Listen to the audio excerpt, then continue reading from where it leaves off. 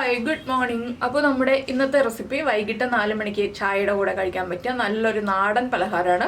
അടയാണ് കേട്ടോ, ഇലയടയാണ്. പക്ഷേ നമ്മൾ സാധാരണ ഇലയട ഉണ്ടാക്കുന്ന രീതിയിലല്ല. ഇത് കണ്ടോ, ഇലയടയുടെ കളറിൽ തന്നെ വ്യത്യാസമുണ്ട്. പക്ഷേ ഇത് നമ്മൾ അരി അരച്ചാണ് ഉണ്ടാക്കുന്നത്. അരിപ്പൊടി ഉപയോഗിച്ചോ, അരിപ്പൊടി നമ്മൾ വെള്ളത്തിൽ കുഴച്ചെടുത്തിട്ടോ ഒന്നുമല്ല, മിക്സിയുടെ ജാറിൽ അരി അരച്ചിട്ട് എളുപ്പത്തിൽ ഉണ്ടാക്കാൻ പറ്റുന്ന ഒരു അടയാണ്. അപ്പോൾ നിങ്ങൾ എന്തായാലും ഇതൊന്ന് ട്രൈ ചെയ്ത് നോക്കൂ. എങ്ങനെയാണ് നമ്മുടെ അട തയ്യാറാക്കുന്നത് നമുക്കൊന്ന് നോക്കാം.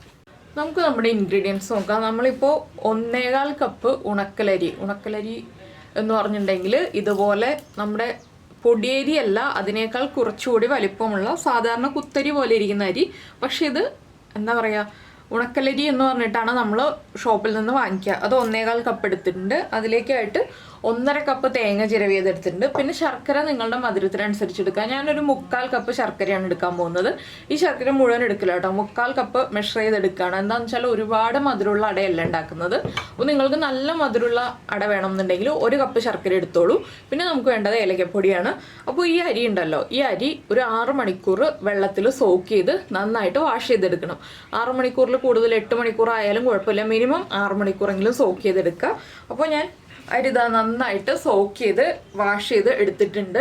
ഒരു 3-4 പ്രാവശ്യം വാഷ് ചെയ്യുക. അപ്പോൾ അരിയുടെ കളറൊക്കെ ഒരുപാട് വ്യത്യാസം വരും കേട്ടോ. ഇനി നമുക്കിതൊന്ന് പൊടിച്ച് അരച്ചെടുക്കണം. എന്താണെന്ന് വെച്ചിട്ടുണ്ടെങ്കിൽ നമ്മളിത് അരച്ചിട്ടാണ് അട ഉണ്ടാക്കുന്നത്. അപ്പോൾ നിങ്ങൾ പൊടിയാക്കിയിട്ട് വെള്ളം ചേർത്ത് കുഴച്ചാലും മതി.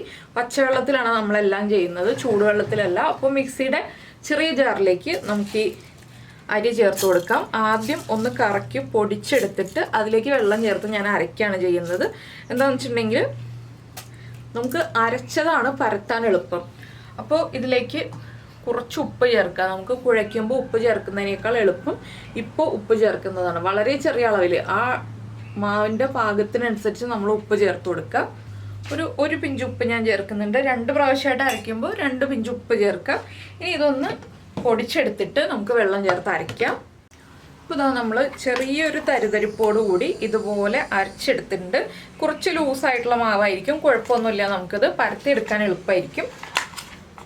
കനം കുറച്ച് പരത്തുന്ന ആളുകൾക്ക് കേട്ടോ, ഞാൻ കനം കുറച്ച് തിക്നെസ് ഇല്ലാതെ അധികം തിന്നും അല്ലാതെ ഒരു മീഡിയം തിക്നെസ്സിൽ പരത്തുന്ന രീതിയിലാണ് ഈ ഒരു അട ഉണ്ടാക്കുന്നത്. അപ്പോൾ നിങ്ങൾ ഇതുപോലെ തന്നെ ഉണ്ടാക്കി നോക്കൂ.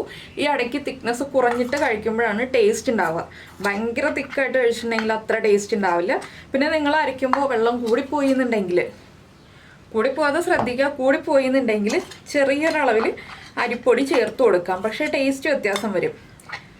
നമ്മൾ അരിപ്പൊടി ചേർക്കാതെ തന്നെ ചെയ്യാണ് ഏറ്റവും നല്ലത്. അപ്പോൾ ബാക്കിയുള്ള അരിയും ഞാൻ ഇതുപോലെ അരച്ചെടുക്കട്ടെ. ഉപ്പ് ചേർക്കാൻ മറക്കരുത്.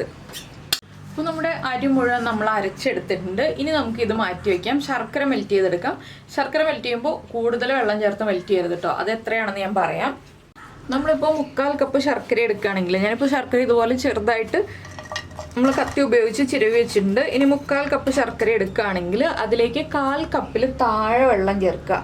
അധികം വെള്ളം ചേർത്തിട്ടുണ്ടെങ്കിൽ നമ്മുടെ അടയുടെ ഫില്ലിങ് കറക്റ്റ് ആവില്ല. അതുകൊണ്ട് തന്നെ 1/4 കപ്പിൽ താഴെ വെള്ളം ചേർത്തിട്ട് ഒന്ന് മെൽറ്റ് ചെയ്തെടുക്കുക. നമുക്കിതിൽ തേങ്ങയൊന്ന് മിക്സായി കിട്ടണം. ആ രീതിയിൽ ഒന്ന് വെള്ളം ചേർത്തെടുക്കുക. ഇതുപോലെ കത്തി ഉപയോഗിച്ച് ചീവി എടുക്കുകയാണെന്നുണ്ടെങ്കിൽ നമുക്ക് വേഗം തന്നെ മെൽറ്റായി കിട്ടുകയും ചെയ്യും. അപ്പോൾ ഞാൻ 1/4 കപ്പിൽ താഴെ വെള്ളം ചേർത്തിട്ടുള്ളൂ. നിങ്ങൾ 1 കപ്പ് ശർക്കര എടുക്കുകയാണെങ്കിൽ 1/4 കപ്പ് വെള്ളം ചേർത്തോളൂ. ഇത് കണ്ടോ, ഇപ്പോൾ തന്നെ വെള്ളം ആയി തുടങ്ങി. ഇനി ഇതൊന്ന് നന്നായിട്ട് മെൽറ്റായി വരുമ്പോൾ നമുക്ക് അരിച്ചെടുത്തിട്ട് തേങ്ങ ചേർത്ത് വിളയിച്ചെടുക്കാം. ഇപ്പോൾ നമ്മുടെ ശർക്കര മെൽറ്റായി വന്നിട്ടുണ്ട്. 1 സ്ട്രിങ് കൺസിസ്റ്റൻസി ഒന്നും ആവണ്ട, ജസ്റ്റ് ഒന്ന് മെൽറ്റായാൽ മതി. ഇനി നമുക്കിത് വേറൊരു പാനിലേക്ക് ഒഴിച്ചു കൊടുക്കാം. അരിച്ചൊഴിക്കുക. ഇനി നമുക്കിതിലേക്ക് തേങ്ങ ചേർത്ത് കൊടുക്കാം. തേങ്ങ ചേർത്തിട്ട് തേങ്ങയുടെ കൂടെ തന്നെ ഒരു 1/2 ടീസ്പൂൺ ഏലക്ക പൊടിച്ചത്. ഏലക്ക നിങ്ങൾക്ക് ഒരു 3 എണ്ണം പൊടിച്ച് ചേർക്കാം. ഇല്ലെങ്കിൽ 1/2 ടീസ്പൂൺ ഏലക്കയും പഞ്ചസാരയും ചേർത്ത് പൊടിച്ചത് ചേർക്കാം.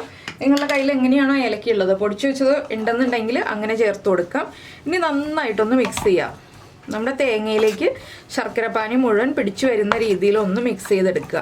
അപ്പോൾ ഒരുപാട് ശർക്കരപ്പാനി ഉണ്ടെങ്കിൽ നമ്മൾ വറ്റിച്ചെടുക്കേണ്ടി വരും. ഇതാകുമ്പോൾ വേഗം നമുക്ക് റെഡിയായി കിട്ടും. അതുകൊണ്ടാണ് നമ്മൾ ശർക്കരപ്പാനി ഉണ്ടാക്കുമ്പോൾ വെള്ളം കുറച്ച് ചേർക്കാമെന്ന് പറയുന്നത്. ഇപ്പോൾ കണ്ടോ, ഇനി വളരെ ചെറിയ അളവിൽ വെള്ളമുള്ളൂ.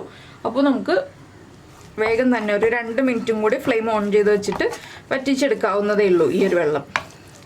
അപ്പോൾ ഏലക്കപ്പൊടിയുടെ കൂടെ ജീരകം ചേർക്കണം എന്നുണ്ടെങ്കിൽ നിങ്ങൾക്ക് ചേർക്കാം കേട്ടോ ജീരകപ്പൊടി. ഞാൻ ഏലക്കപ്പൊടി മാത്രമേ ചേർക്കാറുള്ളൂ. അടയൊക്കെ ഉണ്ടാക്കുമ്പോഴാണെങ്കിലും ചില റെസിപ്പികളിൽ മാത്രമേ ജീരകം ചേർക്കുമ്പോൾ കൂടുതൽ ടേസ്റ്റ് ആയിട്ട് തോന്നിയിട്ടുള്ളൂ. എല്ലാ റെസിപ്പികളിലും എനിക്ക് ജീരകം ചേർക്കുമ്പോൾ ടേസ്റ്റ് ആയിട്ട് തോന്നിയിട്ടില്ല. അതുകൊണ്ട് എൻ്റെ പേഴ്സണൽ ചോയ്സാണ് ഏലക്ക മാത്രം ചേർക്കുക എന്നുള്ളത്. നിങ്ങൾക്ക് വേണമെങ്കിൽ 1/4 ടീസ്പൂൺ ജീരകം പൊടിച്ചതും കൂടി ചേർക്കാം. ചെറിയ ജീരകം, നമ്മുടെ ക്യുമിൻ സീഡ്സ്. ഇനിയിപ്പോൾ ഇതൊന്ന് വെള്ളം വറ്റി വരട്ടെ. ഈ സമയത്ത് നമുക്ക് ഇലയൊക്കെ കഴുകി തുടച്ച് റെഡിയാക്കി വയ്ക്കാം. അപ്പോൾ നമ്മൾ ഇഡ്ഡലി പാത്രത്തിലാണ് നമ്മുടെ അട ഉണ്ടാക്കുന്നതെങ്കിൽ ഇഡ്ഡലി പാത്രത്തിൽ വെള്ളമൊക്കെ വെച്ച് തിളപ്പിക്കാൻ വയ്ക്കാം. അല്ല സ്റ്റീമറിലാണെങ്കിൽ സ്റ്റീമറിൽ വെള്ളം വയ്ക്കാം. അപ്പോൾ ഈ വെള്ളം ഒന്ന് വറ്റി വരട്ടെ. ഇത് നമ്മൾ ചെറിയ അളവിൽ ഉണ്ടാക്കുന്നതുകൊണ്ടാണ് ഞാൻ ഇത്രയും കുറച്ച് ഇൻഗ്രീഡിയൻസ് ഒക്കെ കാണിക്കുന്നത്. നിങ്ങൾ നിങ്ങളുടെ ആവശ്യത്തിനനുസരിച്ച് ഇൻഗ്രീഡിയൻസിൻ്റെ അളവ് കൂട്ടുക കേട്ടോ. ഇത് ഒരുപാട് ഡ്രൈ ആവണ്ട. ഒന്ന് നമുക്ക് സ്പ്രെഡ് ചെയ്യാൻ പറ്റുന്ന പാകത്തിൽ കുറച്ചുകൂടി ഒന്ന് ഡ്രൈ ആയാൽ മതി. അതിനുശേഷം നമുക്ക് ബാക്കിയുള്ള കാര്യങ്ങൾ പറയാം. ഞാനിതൊന്ന് ഡ്രൈ ആക്കി എടുക്കട്ടെ. അപ്പോൾ ഞാൻ ശർക്കര ഫില്ലിങ് റെഡിയാക്കി വെച്ചു. ഇനി നമ്മുടെ ഇലയൊന്ന് വാട്ടിയെടുക്കാം കേട്ടോ. എന്താണെന്ന് വെച്ചിട്ടുണ്ടെങ്കിൽ ഇല വാട്ടിയെടുത്താൽ പൊട്ടിപ്പോവില്ല നമ്മൾ അട ഉണ്ടാക്കുമ്പോൾ. അപ്പോൾ ഏറ്റവും എളുപ്പം ഒന്ന് വാട്ടിയ ഇലയിൽ അട ഉണ്ടാക്കുകയാണ്. അപ്പോൾ നിങ്ങൾ വാട്ടിയതിന് ശേഷം കഴുകുക. അപ്പോൾ എന്താണെന്ന് വെച്ചിട്ടുണ്ടെങ്കിൽ ഇല കീറിപ്പോവില്ല.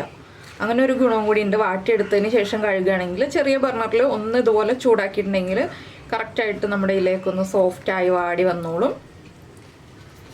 അപ്പോൾ ഇതുപോലെ ഞാൻ എല്ലാ ഇലയും വാട്ടിയെടുക്കട്ടെ. അതിന് ശേഷം നമുക്ക് അട റെഡിയാക്കി തുടങ്ങാം. ഇപ്പോൾ നമ്മുടെ ഇലയെല്ലാം വാട്ടി കഴുകി തുടച്ചെടുത്തിട്ടുണ്ട്. ഇനി നമുക്ക് അട പരത്തിയെടുക്കാം. അതിന് മുന്നേ ആയിട്ട് ഒരു ബൗളിൽ കുറച്ച് വെള്ളം എടുത്ത് വയ്ക്കാം കേട്ടോ. എന്താണെന്ന് വെച്ചാൽ നമുക്ക് കൈ ഒന്ന് ഡിപ്പ് ചെയ്യാനാണ് ബൗളിൽ വെള്ളം എടുത്ത് വയ്ക്കുന്നത്. ഇനി നമുക്ക് ഈ അരച്ചു വെച്ചിരിക്കുന്ന മാവ് കൈ ഒന്ന് നനച്ചതിന് ശേഷം ചെറിയ ക്വാണ്ടിറ്റി ആയിട്ട് എടുത്തിട്ട് നമ്മുടെ ഇലയിലേക്ക് പരത്തി കൊടുക്കാം. ഇതുപോലെ നമുക്ക് ഉരുട്ടിയെടുക്കാൻ പറ്റും. നമ്മുടെ മാവിൻ്റെ വെള്ളം കറക്റ്റ് ആണെന്നുണ്ടെങ്കിൽ, വെള്ളം കൂടിപ്പോയാലാണ് ഞാൻ അരിപ്പൊടി ചേർക്കാൻ പറഞ്ഞത്. വെള്ളം കറക്റ്റ് ആണെന്നുണ്ടെങ്കിൽ ഇതുപോലെ ഉരുട്ടിയെടുക്കാം കേട്ടോ. ഇനി ഇത് പരത്തി കൊടുക്കുക. ഒരു പ്ലേറ്റിൽ വെച്ചിട്ട് പരത്തുകയാണെങ്കിൽ നമുക്ക് പരത്താൻ എളുപ്പമായിരിക്കും. എന്താണെന്ന് വെച്ചാൽ പ്ലേറ്റ് ഇങ്ങനെ കറക്കി എടുത്തിട്ടുണ്ടെങ്കിൽ നമുക്ക് ഈസി ആയിട്ട് പരത്തിയെടുക്കാം. ഇടയ്ക്ക് കൈ ഒന്ന് വെള്ളത്തിൽ വീണ്ടും ഡിപ്പ് ചെയ്യുക, പരത്തുക. ഒരുപാട് വെള്ളത്തിൽ ഡിപ്പ് ചെയ്യരുത്, ചെറുതായിട്ടൊന്ന് നനയ്ക്കാനേ പാടുള്ളൂ. അപ്പോൾ ഞാൻ ചെറിയ അടകളാണ് ഉണ്ടാക്കുന്നത്. എന്താണെന്ന് വെച്ചാൽ ഒരുപാട് വലിയ അട വേണ്ട, ചെറിയ അട മതി. അതുകൊണ്ടാണ് ഞാൻ ചെറുതുണ്ടാക്കുന്നത്. നിങ്ങൾക്ക് കുറച്ച് വലിപ്പം കൂടി അട വേണമെന്നുണ്ടെങ്കിൽ കുറച്ച് വലിപ്പം കൂടി അട ഉണ്ടാക്കാം. ഇനി നമുക്കിതിൻ്റെ ഒരു സൈഡിലേക്ക് ഫില്ലിങ് വെച്ച് കൊടുക്കാം. പകുതിയിൽ നിന്ന് ഒരു സൈഡിലേക്ക് ഈ അറ്റത്തേക്ക് എത്താതെ ഫില്ലിങ് വെച്ച് കൊടുക്കുക. അപ്പോൾ ഞാൻ ഇത്രയും ഫില്ലിങ് വെച്ചിട്ടുള്ളൂ. ഒരു 1.5 ടേബിൾ സ്പൂൺ ഫില്ലിങ്. അതൊക്കെ നിങ്ങളുടെ ഇഷ്ടത്തിനനുസരിച്ച് ഫില്ലിങ് വെക്കാം. എന്താണെന്ന് വെച്ചാൽ ഒരുപാട് ഫില്ലിങ് വെച്ചിട്ടുണ്ടെങ്കിൽ അത്ര സുഖം ഉണ്ടാവില്ല. ഫില്ലിങ് കുറഞ്ഞു പോയിട്ടുണ്ടെങ്കിൽ നമുക്ക് അടയുടെ സൈഡ് കഴിക്കാൻ തോന്നില്ല. അടയുടെ നടുഭാഗം മാത്രമേ കഴിക്കുള്ളൂ. അതുകൊണ്ടാണ്. അപ്പോൾ ഞാൻ ഇനി ഇത് മടക്കാണ്. കറക്റ്റായിട്ട് സൈഡ്സൊക്കെ ഒട്ടിച്ചെടുക്കുക. നമ്മൾ സാധാരണ അട പരത്തുന്നത് പോലെ, പക്ഷേ വെള്ളത്തിൻ്റെ അളവ് കറക്റ്റ് ആയിരിക്കണം എന്ന് മാത്രം. ഇനി നമുക്കിത് മാറ്റി വയ്ക്കാം. ഇതുപോലെ എല്ലാ അടയും പരത്തിയെടുക്കാം. അതിനുശേഷം നമുക്ക് കുക്ക് ചെയ്യാൻ വയ്ക്കാം. കുക്ക് ചെയ്യാൻ വയ്ക്കുമ്പോഴുള്ള കാര്യങ്ങൾ അപ്പോൾ പറയാം.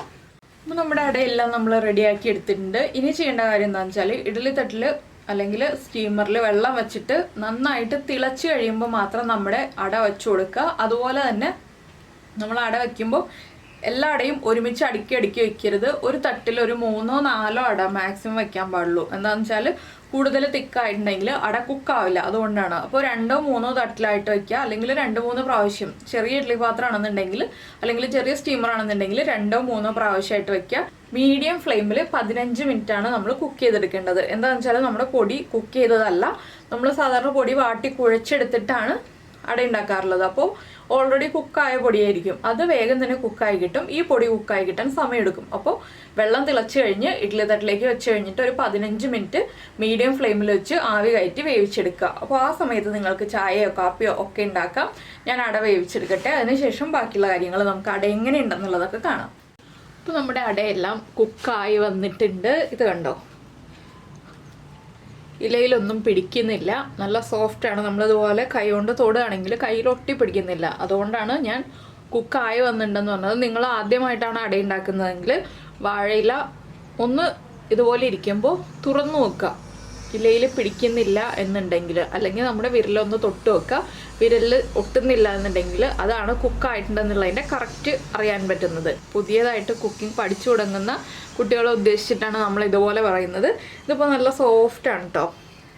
അതുപോലെ തന്നെ നല്ല തിന്നാണ്. ഇത് കണ്ടോ, അധികം തിക്നെസ് ഒന്നുമില്ല. സാധാരണ അടയെന്ന് പറയുമ്പോൾ കുറച്ച് തിക്നെസ് ഉണ്ടാവാറുണ്ട്, ഇത് തിക്നെസ് ഒന്നുമില്ല. അപ്പോൾ എന്തായാലും നിങ്ങളെല്ലാവരും ഈ ഒരു റെസിപ്പി ട്രൈ ചെയ്ത് നോക്കും എന്ന് വിചാരിക്കുന്നു.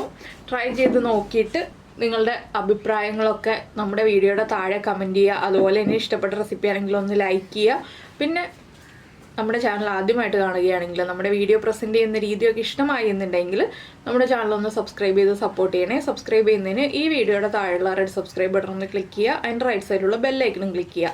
അപ്പോൾ ഓൾ എന്ന് പറഞ്ഞിട്ടൊരു ഓപ്ഷൻ കാണാം. ആ ഓളും കൂടി പ്രസ് ചെയ്തിട്ടുണ്ടെങ്കിൽ ഞാൻ എപ്പോഴും വീഡിയോ അപ്ലോഡ് ചെയ്യുമ്പോൾ നിങ്ങൾക്ക് നോട്ടിഫിക്കേഷൻ വരും. പിന്നെ ഞാൻ ഈ അട ഇതുപോലെ രണ്ടായിട്ട് ഒടിച്ച് കാണിക്കാത്തതെന്ന് വെച്ചാൽ നല്ല ചൂടാണ്, അതുകൊണ്ടാണ് ഒരു സൈഡ് മാത്രം എടുത്തിട്ട് ഇങ്ങനെ കാണിച്ചത്. അപ്പോൾ എന്തായാലും എല്ലാവരും ട്രൈ ചെയ്ത് നോക്കിയിട്ട് അടുത്ത ദിവസം തന്നെ കമൻസൊക്കെ അറിയിക്കുക. അപ്പോൾ നമുക്ക് നമ്മുടെ അടുത്ത റെസിപ്പിയുമായിട്ട് നാളെ കാണാം.